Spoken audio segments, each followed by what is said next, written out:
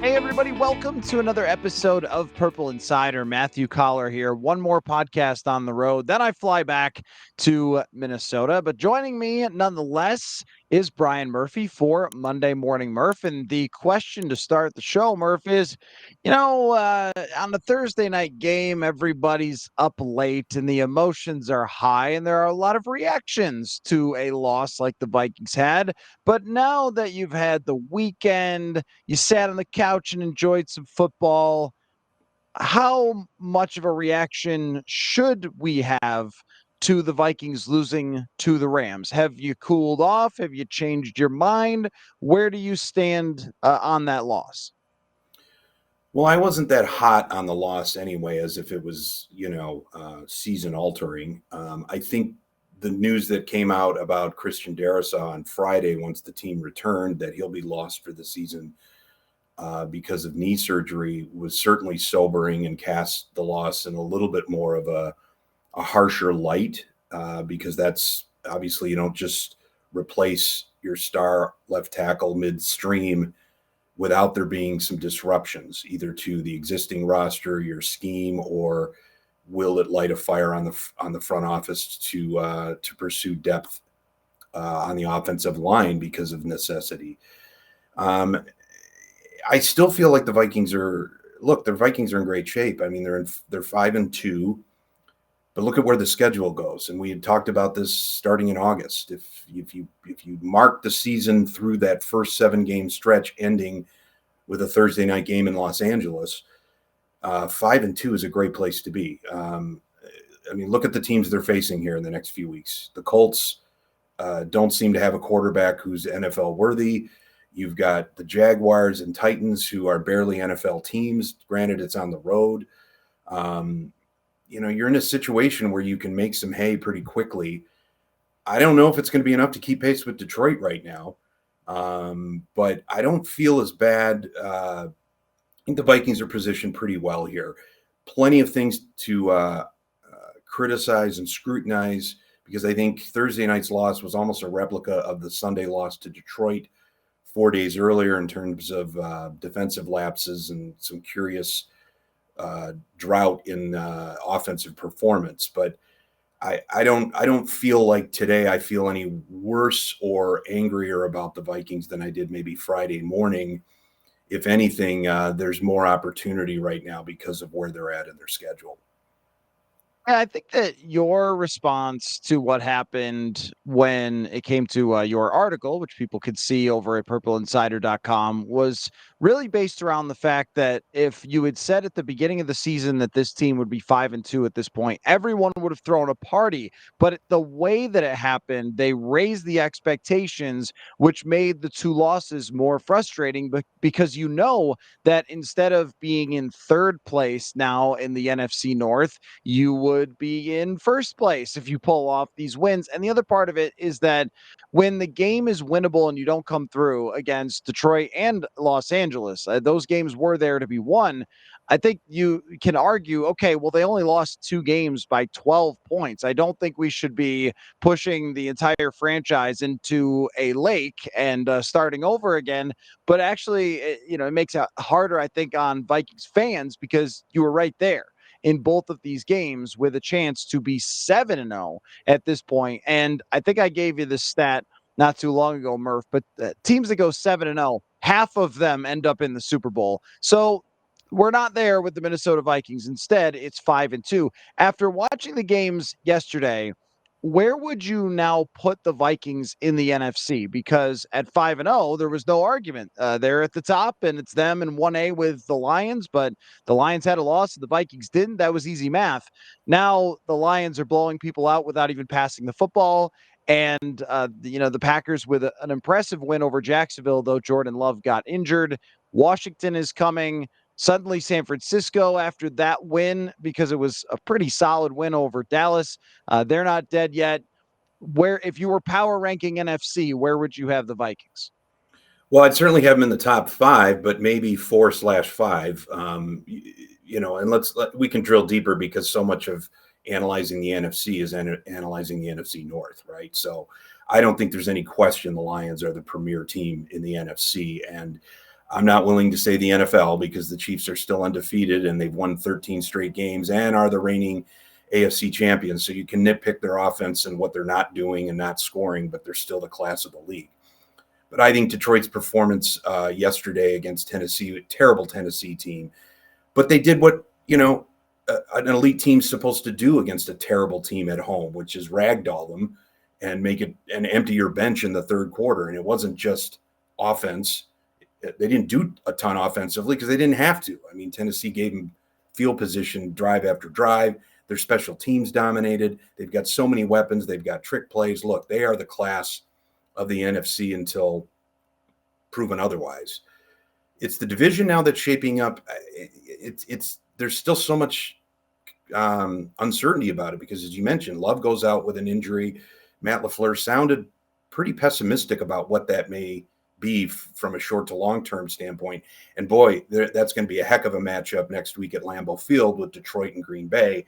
Should give us some clarity. Chicago, I watched that game against Washington. It was an ugly game until the final couple minutes when it became a masterpiece or an all-timer. And you're right. Caleb Williams looked awful for 3+ quarters. He was able to help mount a drive, but you got a offensive guard or an offensive lineman trying to play William the Refrigerator Perry and fumbling. And then you got a cornerback chirping the crowd while the Hail Mary's coming. And, Jaden Williams, cracked ribs, injured ribs and all, heaves a ball 75 yards after having like 2 days to drop back and avoid pressure. It was an all-time play. That was a real cold cock to the Bears. So they're 4-3, feeling probably awful about themselves today.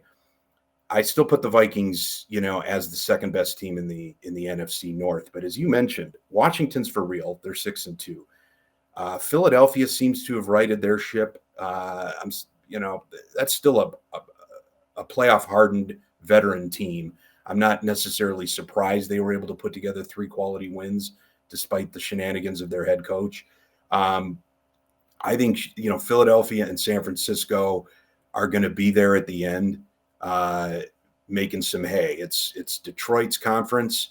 I think Minnesota is there, but they need to take advantage of their soft schedule. And then, San Francisco, Washington, and hey, don't sleep on the Atlanta Falcons and Kirk Cousins alone atop the lowly NFC South. I just feel like the Vikings really need to win these next 3 games. No excuses. I mean, they have to win these games, and then that puts them at 10-2. And then again, I'm always one of these incremental guys. Let's see what happens after this stretch. Let's see what happens after this game. I'd like to really see how they adjust without Darrisaw. They have some things to clean up defensively because there has been a blueprint put out there now on how to beat Brian Flores. I don't think these next 3 opponents are capable of doing that, but it doesn't mean that they're not taking hard notes here. And, just going 2-1 in this stretch isn't good enough. They need to run the table on these next 3 games.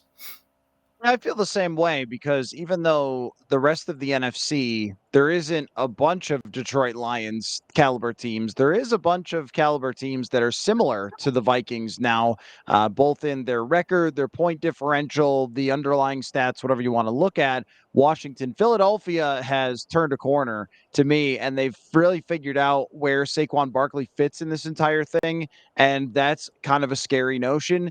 The Bengals aren't a great team. I thought at some point the Bengals would flip a switch and become a great team, but they're just not. They were And my well, AFC pick for the Super Bowl, unfortunately.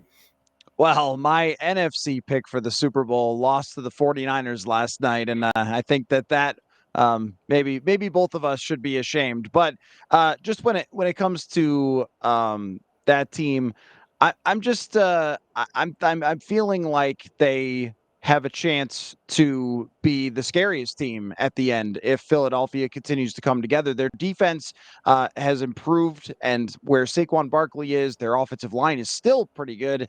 And Jalen Hurts is playing great football. We kind of left him for dead after last year. Like, that guy, he's just maybe he just had one good year, but then he's playing great yesterday against Cincinnati. So I kind of slide them up into the maybe they're equal with the Vikings when initially I would have had them a couple notches down. And I said, I don't really think that they're a contender. Washington is very interesting because they're not supposed to be here. They're like the Vikings. They were supposed to be the team of next year, and yet they're here. And with that win, then the whole storyline changes because if they lose to Chicago, it's like, okay, well, Washington is just kind of another team, but they pull it off at the end, and now their record's pretty good. And with Chicago, I think that they're going to go on a slide here, Murph. What did you think after watching yesterday? I thought that Chicago, to stay anywhere in this discussion of being an NFC playoff team, needed that win because they have a really tough schedule coming up. And with Caleb Williams, we're just going to overreact to every single game from rookies. They have ups and downs, but I was watching it thinking Brian Flores is probably going to have a field day with this guy with just not getting rid of the football, not seeing the field. I think we're going to see a little redemption from the defense in the next 4 weeks or so for the Vikings against these quarterbacks. But with Williams, every time he convinces you that, oh my gosh, he must be great, then he reminds you that he's a rookie and we don't really know yet where he's going to be. Hang on. Let me silence my phone real quick so I can tell you that Us Days at US Cellular is back again. Exclusive offers just for customers, just to say thanks. Right now, you'll get $1,200 off any phone plus $400 off any tablet. Amazing, right? But my family is so excited about their new devices, they keep texting me during the show. They're all about Us Days deals like $1,200 off any phone, $400 off any tablet. Terms apply. Visit uscellular.com for details. And correct me if I'm wrong, that's who they play November 23rd. So when I'm talking about this 3-game run the table, the Bears are the 4th team on that, right? Am I on this? Yes. Looking far ahead. All yes. right. Well, now I'm going to say they need to run the table on 4 because you just reminded me of that. I wasn't thinking past Thanksgiving, but yeah, it was almost as if this was the typical Bears that we've seen forever. Unable to score, unable to sustain drives, unable to protect their quarterback. It just looked like a typical Chicago offensive muddled kind of reaction or game and performance. And, even though Washington was held 4 straight field goals at one point, Williams was, or Daniels was throwing the ball and making big plays despite, obviously dealing with a rib injury. I'm sure he had some pain meds beforehand that helped him perform. But it just felt like the Bears really were going to escape with a cheap win because they played about 7 or 8 minutes of decent ball. And really, they fumbled at the 2-yard line because they got really greedy and too smart for their own good by handing the ball off to a lineman. I was really critical almost of Washington because I thought all you need to do is get a first down here and you can really bleed the clock out. And granted, it was a measurement. It was close. Daniel scrambled, but I thought, that's where a real true veteran quarterback makes a difference, is that you're going to pick up a first down or two and just kneel down the clock. They didn't do that. They ended up giving the ball back to the Bears in relatively good field position. So Williams makes a play or two, and next thing you know, they redeem themselves and convert the 2-point conversion. And you had that sense, well, this could be a real momentum kind of victory for Chicago. And they would have been better off just losing conventionally than the way that they lost. And I think that the Hail Mary and the storyline behind it and the beauty of what Daniels did to create space, to create time, and heave a ball 75 yards down the field and have your home stadium erupt like that. I think Washington's going to ride that high for a long time. I mean, that's a game they probably shouldn't have won, didn't necessarily play that well, but the way they win, Hail Marys can have a huge effect on a locker room, both in Chicago and in Washington. So I think however Chicago responds next week will probably define their season. And you're right, there's not much to really hang your hat on with Williams yet. So I think the Bears are 4-3, but feel 3-4, and they may fall out of the NFC North as the juggernaut division right now, and because it looks like at least the Packers have some solutions behind Jordan Love that they could sustain their momentum. At least they've been able to do that without Love most of the season. Yeah, I mean, just to go back to Chicago, they do have a good defense and a coach who has actually given Kevin O'Connell problems defensively almost every time that they've played, even in years that they were more rebuildy or even tanky. They still, with Matt Eberflus's defense, did not make it completely easy on the Vikings offense. So that's not one that I look at and go, oh yeah, okay, that'll be just easy, right down a win there. I even think 3-1 in the next 4 games still puts you at 8-3, which is not a bad place to be down the stretch with some difficult opponents. I don't even know what I'm supposed to think of Seattle. The Vikings have to go to Seattle. One week they Arizona. look great. Yeah, right. Arizona's the same way. With those teams, one week they look really good. Arizona looked really good yesterday, but Arizona also can score 10 points and lose and look tremendously bad.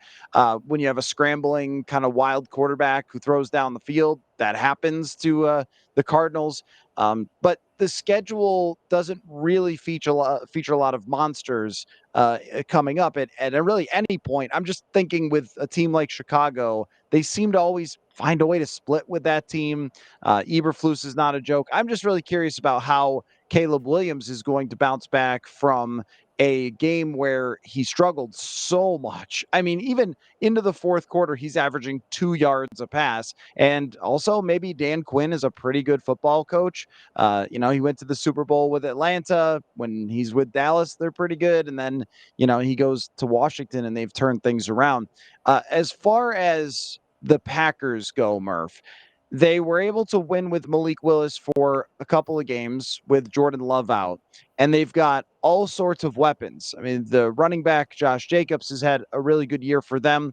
They switched him out for Aaron Jones. So far, it's worked out for them. They've got a bunch of receivers. They've got a good tight end. They have a lot to work with there. And I think one of the 2 or 3 best coaches in the entire NFL, or maybe top 5 coaches in the NFL, in Matt LaFleur.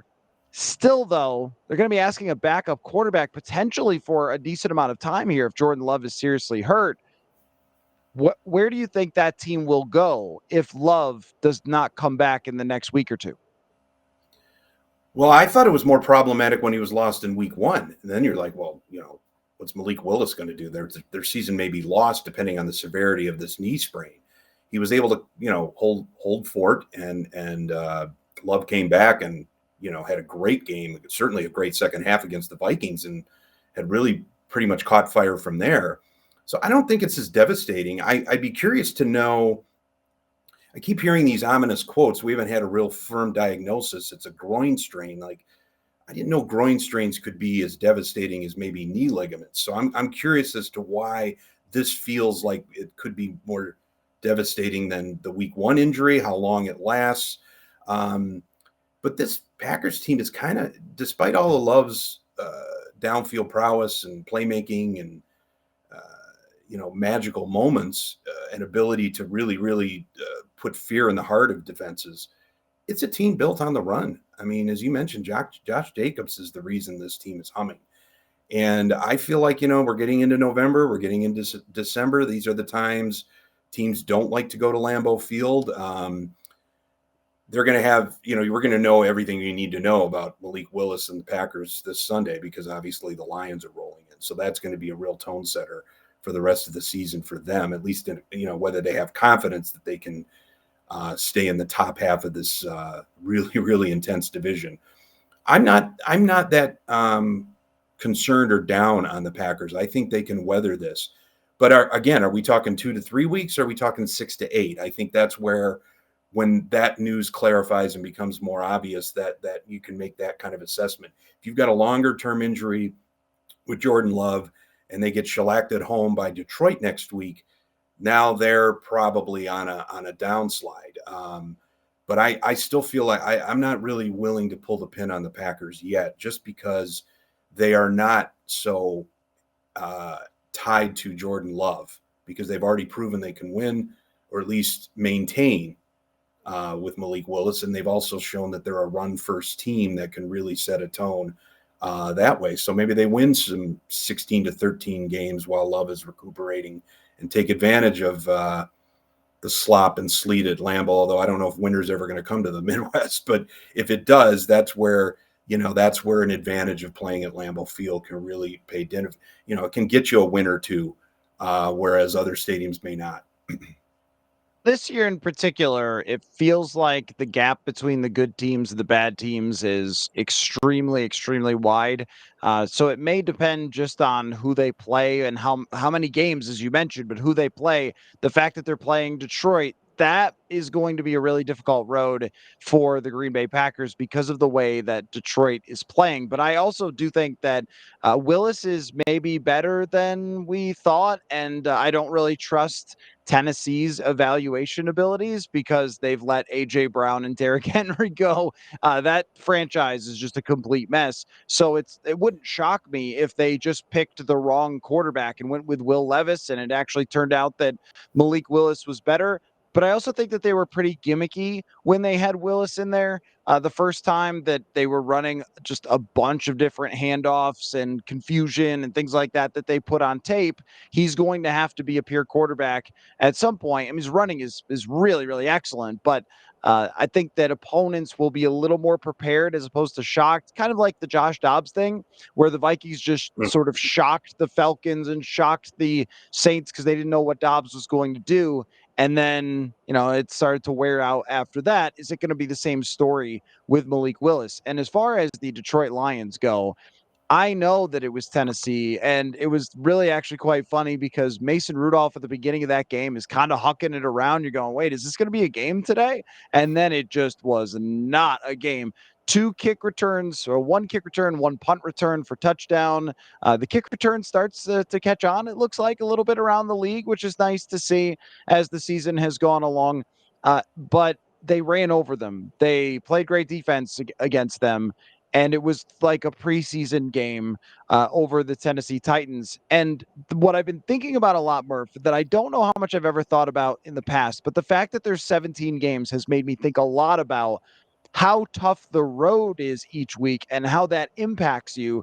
Because think about the Vikings playing against Detroit, how hard that game was, how kind of tense and emotional that game was. And then you got to get on a plane and fly to LA and then play an LA team that gets its players back, and they got to stay at home and all that. You know what I mean? I think about that stuff a lot.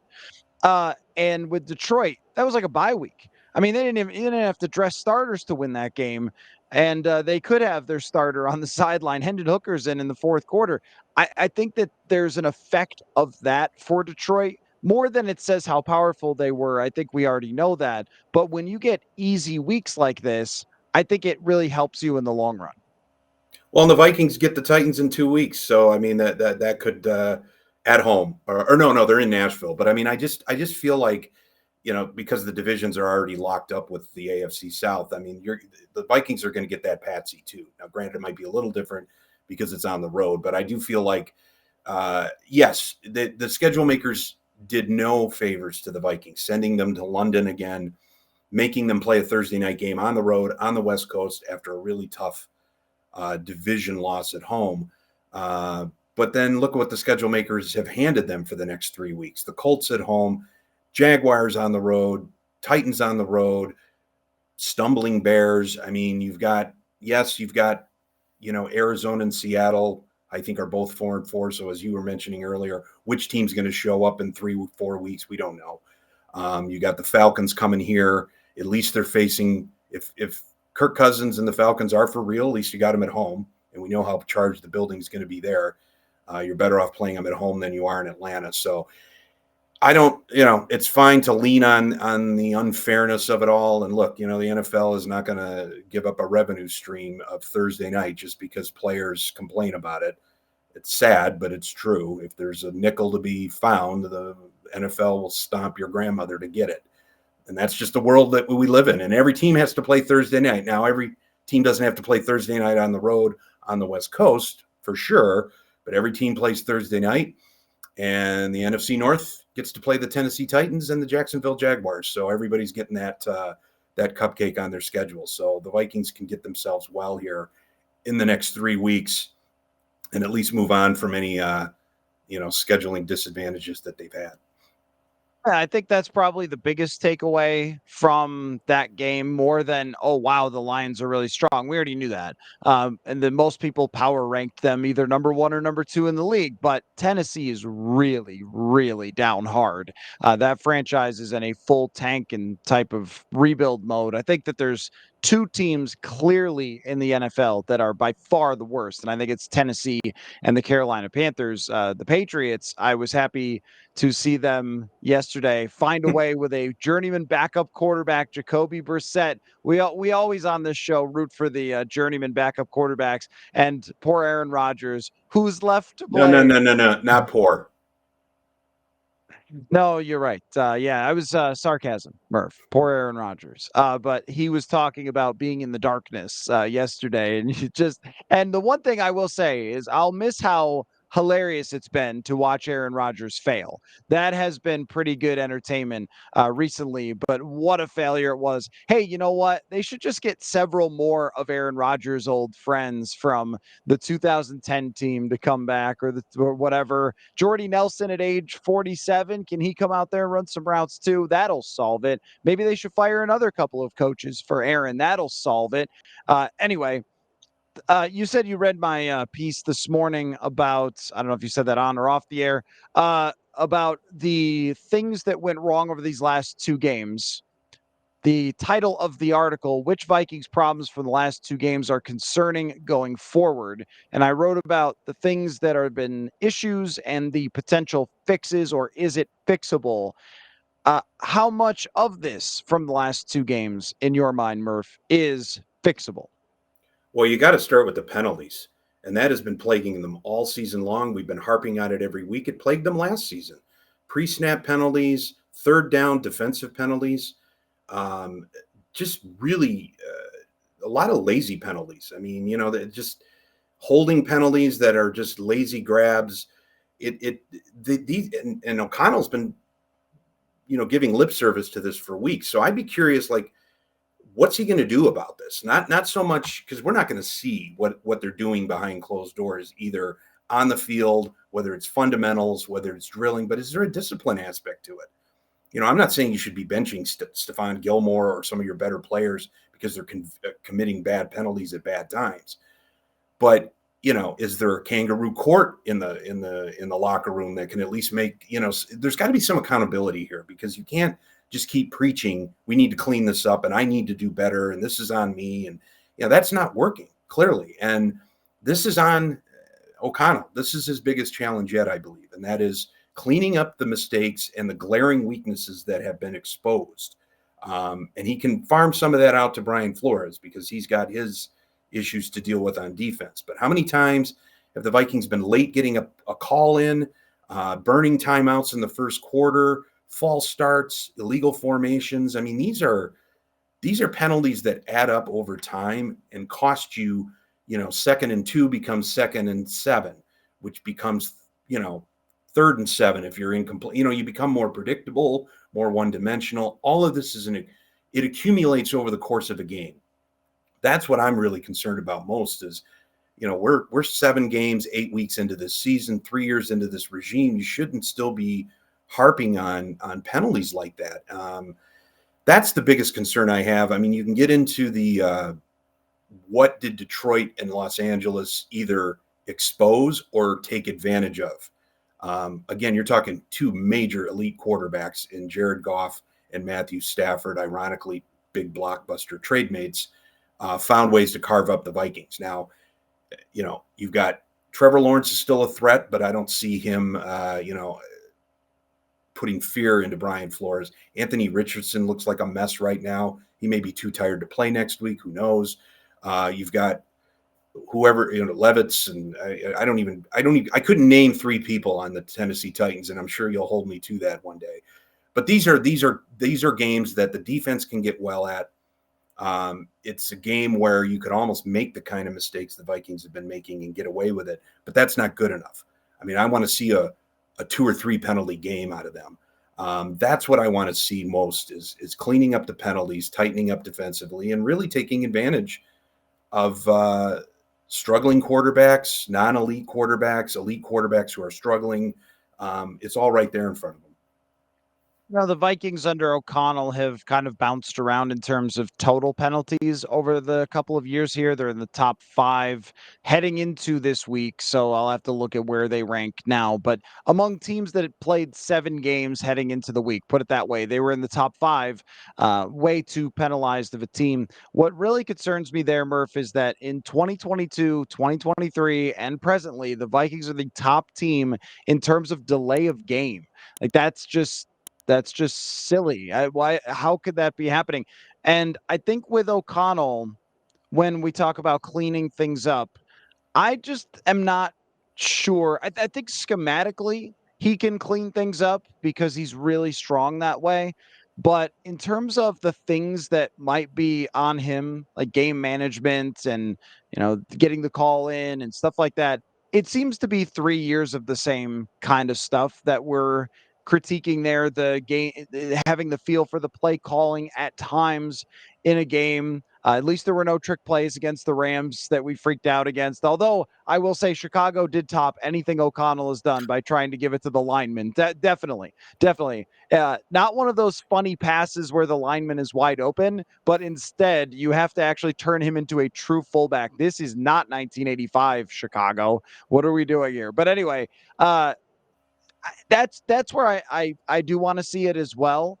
I want to see the operation look much sharper because the Vikings right now have some very disturbing stats in terms of time of possession, time per drive, plays per drive. That even though they're putting up points overall, they are stalling out way too often. And when you have a delay of game, when you have a false start, and also stop blowing timeouts for a delay of game, that's another thing because that's going to hurt you at the end of games when you play, in all these tight games around the NFL. Those timeouts end up being worth their weight in gold. That's something that I'm not sure is fixable. I do feel like on the defensive side, Cashman makes things a lot more fixable. The offensive line part of it now is much more of a question. That wasn't really that big of a deal with the Lions and Rams games. I thought their performances from the line was fine, but now with Darrisaw out, then suddenly that becomes a thing they have to fix personnel wise. But I also think schematically, and Sam Darnold getting sacked, Murph, has become far too much of a trend. Another thing that's kind of interesting, Murph, is that the Vikings have become a run first team on first down where they are running a lot more than they're passing. And I think that they're going to have to lean into Sam Darnold and just ride the roller coaster. It feels like they've wanted it to be kind of a, hey, take your shot when you've got it and let's hand off to Aaron Jones. And I think they're going to have to get to the line of scrimmage on first down and 10 and start firing away a little bit more if they want to keep these drives going because they've stalled out just far too many times. Well, they certainly found a way to get the ball to Justin Jefferson over the middle of the field early in games, too. That was something I was keeping an eye on because I didn't think he was targeted enough against Detroit. And look what they, did in the first and second quarter. And Jefferson put up some decent numbers because of that. So again, just get it in his radius, right? I mean, he's going to find a way to make a play. And I don't know if it's Sam Darnold being a little bit gun shy about throwing into tight coverage and worrying about interceptions, or if it's, Kevin O'Connell wanting to be multidimensional and sticking to that game plan. It's like, look, you can take risks with Jefferson. If you get it in his area, he's going to find a way to make a play, or at the very least, he's going to find a way to keep a defender from getting the ball. I'd be curious to see how they integrate Cam Akers here, because I think that will certainly give them a change of pace look other than Aaron Jones, because it seems like they just don't have faith in Ty Chandler right now as a backup. So a dual threat could help diversify the running game and also, maybe open up the passing game a little bit more. Let's not forget, we haven't even mentioned that TJ Hawkinson seems on target to come back this week. That's going to be a huge plus for Darnold and give him another outlet if he's under pressure.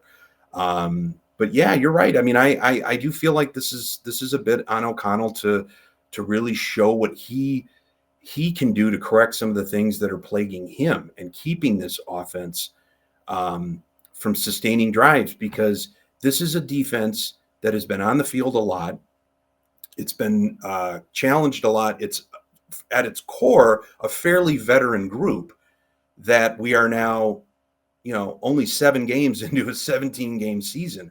Where are they going to be at in mid to late December going into January in terms of their health, in terms of their energy levels?